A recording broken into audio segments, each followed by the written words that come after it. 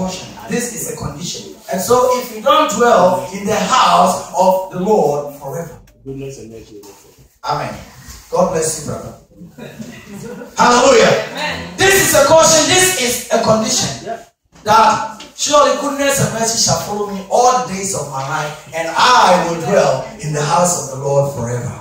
Amen. Amen. Shall we dwell in the house of the Lord forever? Amen. Shall we be on the same boat to sail to the end? For we have crown that we are going to receive. And at the end, if we say, oh, we have our crown, maybe 5, 7 crowns, God will say, yes, well done, my daughter. Well done, my son. Let us go and enjoy the everlasting life. May God bless you for listening to me. Amen. Amen.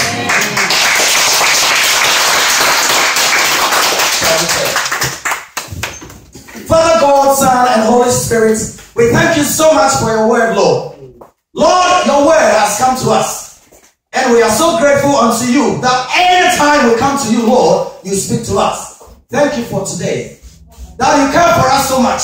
We are going to dwell in the house of you, and we will never lack anything. In your name we praise. In Jesus' name. Amen.